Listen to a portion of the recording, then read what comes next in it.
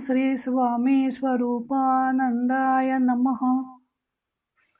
आपण ऐकत आहोत मृणालिनी जोशी यांनी लिहिलेल्या अमृतसिद्धी या स्वामी स्वरूपानंद यांच्या चरित्रात्मक कादंबरीचं वाचन. प्रकरण 18.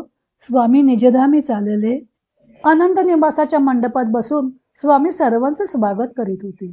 या या माझ्या बाळांनो, या, मी तुमची वाट पाहतोय. आम्हाला आमच्या विश्रांती स्थानी जायचंय. तुमच्या भजनाचे स्वर ऐकत जायचं आहे. तुमच्या हातांच्या पालखीत बसून मिरवायचं आहे. म्हणून तर अभ्यंग स्नान करून, नवीन वस्त्र देऊन, बाळी चंदनाचा लेप लावून, वर अबीर बुक्याचा ठसठशीत टिळा रेखून आणि हिरव्यागार तुळशीची भरघोस माळ गळ्यात घालून आम्ही इथे मंडपात येऊन बसलो आहोत. फार दिवसात नव्हे, फार वर्षात खोलीतून बाहेर आलो नव्हतो. तो आज आलो आहे. या देहाला वारा बाधेल म्हणून कानटोपी सुद्धा घातली आहे. पांघरायला अलंकापुरीहून माऊलीनं शाल पाठवलीये. चला आता, आली ना माझी सगळी लेकरं, की यायचं राहिलंय कुणी? राहू दे, राहू दे, नसेल जमलं. पण देहानं नसेल तरी मनानं ते केव्हाच आले आहे. स्वामी तयार असले तरी बाकीची सिद्धता अजून होत नव्हती. आतल्या अंगणात सुरेश, विजय, अण्णा सगळीजण फुलांचा सुंदर मखर तयार करीत होती.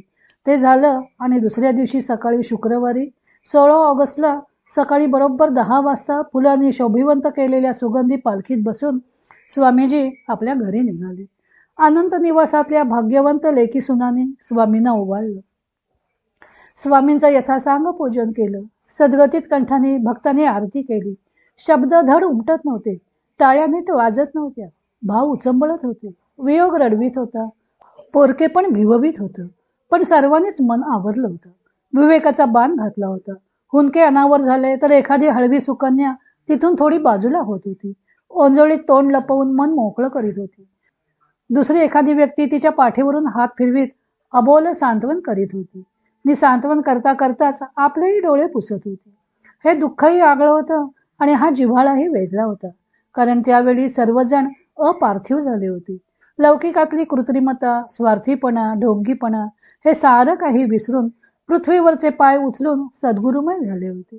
स्वामी प्रेमानं पावन झाले होते. वैयक्तिक हेवा दावा, मानापमान सारं आपोआप गळलं होतं. नि एका आईची ही लेकरं प्रेमाच्या आणि भक्तीच्या धाग्याने एकमेकांशी बांधली गेली होती. सर्वांच्या हृदयवीणेचा झंकार एकाच भक्तीच्या सुरात होत होता. नि हा भक्तवृंद भैरवीची आर्त आणि उदात्त गत तन्मयतेनं छेडित होतं. पालखी निघाली. मृदुंगाच्या घोषात आणि रामकृष्ण हरीच्या गजरात स्वामी स्वगृही निघाले. पालखीपुढे स्वामी सत्यदेवानंद, श्री बाबा, श्री भाऊ, श्री माधवनाथ इत्यादी भक्त भजन करीत चालले होते. मन भरून आलं होतं. वियोगाचं दुःख अनावर झालं की स्वामींचे असंख्य भक्त स्वामी स्वरूपानंदांचा मोठ्यांदा जय जयकार करीत. श्री ज्ञानदेव महाराजांचा जयघोष करून चारी वाटा धावणाऱ्या शोकावेगाला बाण घालीत. पालखीच्या मागून स्वामींच्या सुकन्या चालल्या होत्या. रामकृष्ण हरीची धून आसमंतात घुंबीत होत्या. पावसाच्या कोसळत्या सरींचं, मधूनच पडणाऱ्या कडक उन्हाचं, पायाखालच्या दगडगोट्यांनी उंचसखल झालेल्या आणि चिखलानं भरलेल्या अरुंद वाटेचं कशाचं त्यांना भान नव्हतं. एरवी इवलासा खडा रुतला तरी विवळ होणाऱ्या त्यांच्या कोमल शहरी पायांना आज काट्याकुट्यांची कदर नव्हती. नि त्यांच्या देहाला ऊन पावसाची क्षिती नव्हती. देहाचं भान उरलं नव्हतं. एका गुरुमाऊलीनंच त्यांचं सारं लक्ष वेधून घेतलं होतं. त्यांचे पाय तिचाच मागोवा घेत होते आणि त्यांचं चित्त रंगलं होतं तिच्याच चिंतनात. भक्त भाविकांची ही यात्रा दुपारी 1च्या सुमाराला स्वामींच्या जन्मस्थानी आली. तिथे गोमयानं सारवून ठेवलेल्या आणि रांगोळीनं शोभिवंत केलेल्या स्थानावर स्वामी थोडा वेळ विसावले. सती गंगामाईच्या वास्तव्यानं पुनीत झालेल्या त्या वास्तूनं जवळजवळ 40 वर्ष दुरावलेल्या आपल्या या अलौकिक बाळाचं प्रेमभरानं स्वागत केलं. त्याला गोंजारीत म्हणाली, आता पुरे झालं खेळणं, पुरे झाला हा व्याप. हे बघ, इथेच माझ्या अंगणात विसावा घे. एकांतात, भूमीच्या गर्भात, मातीच्या कुशीत शांत निवांत बस. तिथे तुझ्या सोहम भजनात व्यत्यय यायचा नाही हो. झाडाचं पान पडायचं नाही की वाऱ्याची झुळूक यायची नाही. अगदी तुला आवडेल असं स्थान आहे हे. स्वामी हसले, म्हणाले, सारं माहीत आहे बरं मला, सारं माहीत आहे.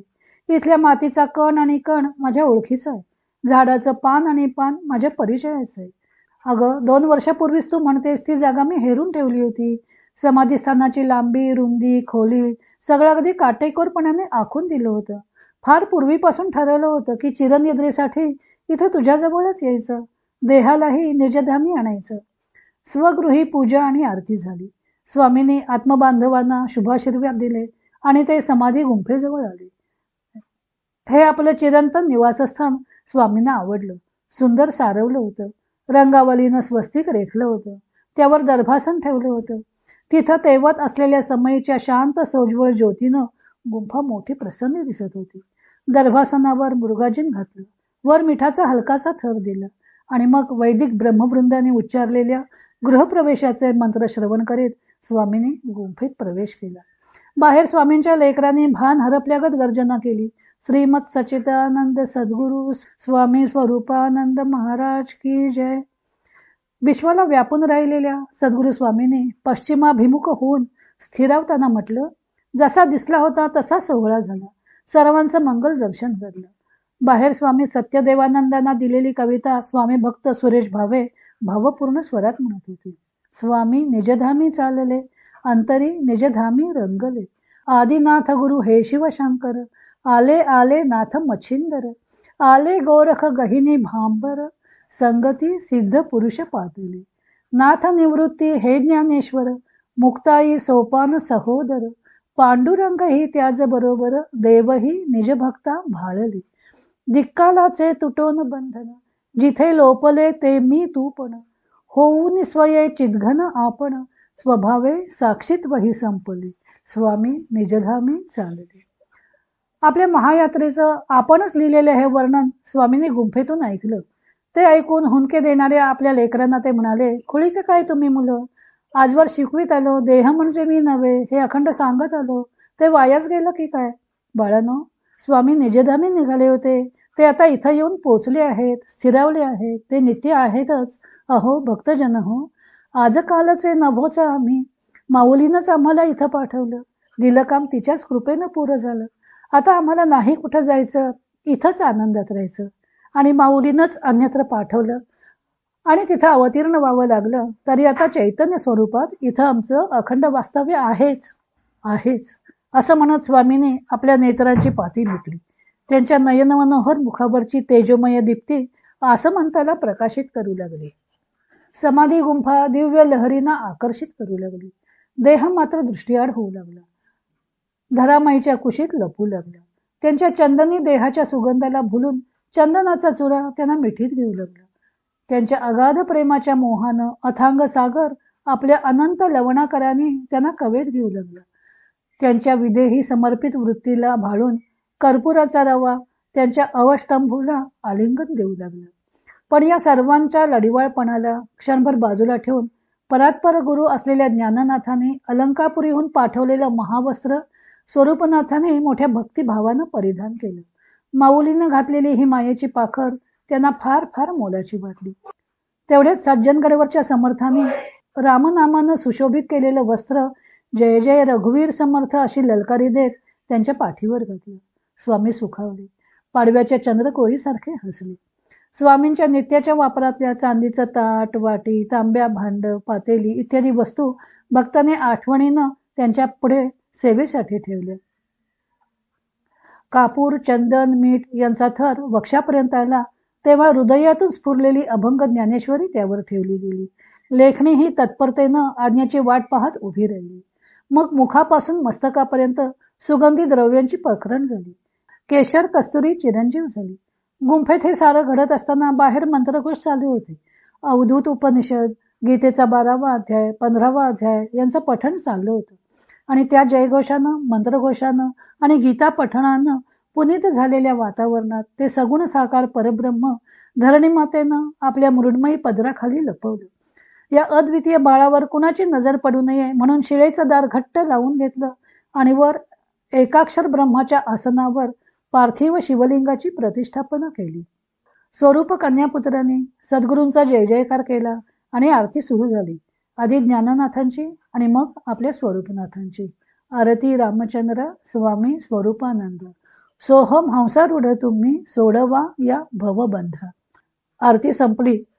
बाळ गोपाळ चरणा झालं तरी अजून सर्वांचा जीव तिथंच घोटाळत होतं. युगायुगातून क्वचितच दिसणाऱ्या या समाधी सोहळ्याची इतिश्री होऊ नये असं वाटत होतं. याच भावनेनं कुणीतरी दुसरी आरती म्हणायला सुरुवात केली. पुन्हा टाळ्या वाजू लागल्या. एक मुखानं, एक सुरानं आणि भक्तिभावानं शब्द उमटू लागले. पूजन करुनी सद्गुरु मूर्ती उजळीयल्या ज्योती, स्वामीन उजळीयला ज्योती, आरती मंगल करीतो नयने भरली श्रीमूर्ती. पितामहीने द्वादश वरुषे तप केले घोर, वाडिसी तप केले घोर, दीनदया घन दत्त गुरुने फल दिधले थोर. तुझी या वंशी अंश आमुचा येईल जन्मासी, बाळे येईल जन्मासी, दत्तवचन ते सदेह झाले तारक आम्हासी. नाथपंथीचा चरखा हाती देत गणेश गुरु, आपणा देत गणेश गुरु, अजून अखंडित चरखा चाले सूत्रची ओंकारू. सोहम सोहम गगनम व्यापी विणुनी वस्त्र महा, उभेचे विणुनी वस्त्र महा, पदनत तनया पदरी घेई गुरु माय पहा. कनक चंपका समतनु विलसे कमल नयन मूर्ती, स्वामींची कमल नयन मूर्ती, वचन सुधामय रूप लंछन चंद्राची दीप्ती. अज्ञ अपत्याक्षमस्व स्वामीं श्री स्वरूपानंद, माऊली हे स्वरूपानंद, अलकावतीपती चरण शरण यती सत्य देवानंद. आरती पाठोपाठच गजर झाला. श्रीमद सच्चिदानंद सद्गुरु स्वामी स्वरूपानंद महाराज की जय. श्रीमद सच्चिदानंद सद्गुरु स्वामी स्वरूपानंद महाराज की जय. कनक चंपका समतनु विलसे कमल नयन मूर्ती, वचन सुधामय रूप लांछन चंद्राची दीप्ती. वचन सुधामय रूप लांछन चंद्राची दीप्ती. वचन सुधामय कमल नयन. आरती ऐकता ऐकताच माझ्या मनानं ठाव सोडला. आता ही वत्सल मूर्ती पुन्हा दिसायची नाही. हे अमृत मधुर बोल कधी कानावर यायचे नाही. आमच्यावर प्रेमामृताचा वर्षाव करणाऱ्या या करुणामय कमल नयनांची दृष्टीभेट व्हायची नाही. वाटलं भक्तांच्या या दाटीत घुसावं आणि समाधी गुंफेकडे धावत जावं आणि त्या पाषाणाच्या शेळीवर माथा आपटून आत बसलेले माझ्या स्वरूपनाथाला हाक मारावी. म्हणावं, अहो आम्हाला असं पोरकं करून अनाथ करून जाववलं तरी कसं तुम्हाला? कुणाच्या हाती निरवून गेलात. आता आम्ही हट्ट कुणाजवळ करायचा, रुसायचं कुणावर आणि जगायचं तरी कुणाच्या आधारानं? स्वामी स्वामी राया, आता आम्हाला कोण हा सांभाळेल? त्या विलक्षण भावावस्थेतच मी स्वामींना मोठ्यानं हाक मारली. स्वामी ओ स्वामी. आणि हृदयाचा बांध फुटल्यासारखी स्फुंदून स्फुंदून रडू लागली. हे काय खुल्यासारखं? कुणीतरी हलकेच उद्गारलं. अगं तुझे स्वामी तुझ्या जवळच आहे. मी ओळखलं, हा स्वर गंगामाईंचं. मी त्यांना जरा रुसूनच म्हटलं, मग गुंफेत बसले ते कोण? उगीच माझी समजूत घालता झाली. गंगामाई हसल्या, म्हणाल्या, गुंफेत बसले तेही स्वामीच आणि तुझ्याजवळ आहे तेही स्वामीच. देहाचं बंधन गळून पडलं एवढंच बरं. आता ते चराचराला व्यापून राहिले आहेत. मनामनांच्या अनंत मंदिरातून वास करताहेत. मातीच्या कणाकणातून आदेश देत आहेत. आकाशाच्या क्षेपणातून आशीर्वाद देत आहेत. आणि हे विश्वातलं सोड, तुझ्याच अंतर्यामी जरा डोकावून बघ. आपल्या या वेड्या मुक्तीला हसताहेत. काय म्हणताय ते ऐकलंस? मला नाही ऐकू येत. पण मी असं म्हणते न म्हणते तोच माझ्या ज्ञानदाचा मृदू मुलायम स्निग्ध स्वर कानावर आला. म्हणत होता, मारोनी मृत्यू ते जगी अमर ते झाले, पडो देह त्यांचा परी ते नाही गेले. आपुले मरण ज्यानी देखिले डोळा, जितेपणी भोगिला मरणाचा सोहळा. विश्वाही सकट सर्व आत्मरूप झाले, जन्म आणि मरण तया कोठे उरले. ओम तत्वम सोहम हंस दाखविली खूण, रहावे निरंतर भावे तीच लक्षून. स्वामी म्हणे आम्ही तुम्ही नाम मात्र भिन्न, नांदे सद्गुरु पद सर्वांठाई अभिन्न. ऐकलं आणि मी आनंदानं हसले. माझ्या सगळ्या प्रश्नांची उत्तरं स्वामींनी दिली होती. दाखवलेल्या खुणेच्या हाती ते मला निरवून गेले होते आणि निरंतर त्याच भावात राहा म्हणून सांगत होते. तुम्ही आम्ही अंतरी एकरूपच आहोत म्हणून निर्वाळा देत होते. मला तरी आणखी काय हवं होतं? मी आसव पुसत प्रसन्नपणानं शंभूरावांना म्हटलं, अजून इथेच काय उभे राहिलात? चला पसायदान म्हणायचं राहिलं आपलं. हे नुसतेच हसले. त्यांना म्हणायचं होतं, थांबलात तुम्हीच, या कवळ्या पानात हरवून गेलात तुम्हीच, आणि वर प्रश्न मलाच का उभे राहिलात म्हणून. पण ते बोलले नाही. सद्गुरु स्वामींची किमया त्यांनी सर्वार्थानं जाणली होती. श्रावण सरी कोसळता कोसळता एकदम असं प्रसन्नतेचं कोवळं ऊन पडलेलं पाहून माझ्या अंतरीचा संवाद त्यांना समजला होता. आम्ही घरात आलो. स्वामी समर्थ आणि स्वामी स्वरूपानंद यांच्या प्रतिमेपुढे निरांजन लावले आणि हात जोडून पसायदान मागू लागलो. श्री ज्ञानदेवांनी मागितलेलं आणि स्वरूपानंदांनी अभंग ज्ञानेश्वरीत लिहिलेलं. आता भावा तोष विश्वात्मका देवा, देखोनी बरवा भाग्यज्ञ हा, मग तेने देवे द्यावे संतोषून, प्रसादाचे दान हेची मज, सर्व ही दुष्टांची सुटो दुष्ट खोडी, वाटो तया गोडी सत्कर्मीच, परस्परांवरी सर्व ही जीवांची, मैत्री जडो साची जीवे भावे, उगवू दे विश्वी स्वधर्म भास्कर, लोपू दे अंधार पातकांचा, करीतील प्राणी जी जीवांच्या येथे, प्राप्त होवो त्याते ते ते सर्व, तेव्हा श्री विश्वेश सद्गुरु निवृत्ती, संतोषोने चित्ती म्हणे ऐसे, दान प्रसाद हा होईल निभ्रांत, आता राहे स्वस्थ ज्ञानदेवा, करोनी श्रवण ऐसे वरदान, ज्ञानदेव पूर्ण सुखी झाला. राम कृष्ण हरी ओम, राम कृष्ण हरी ओम, राम कृष्ण हरी. हरये नमः, हरये नमः, हरये नमः. हरि ओम तत्सत.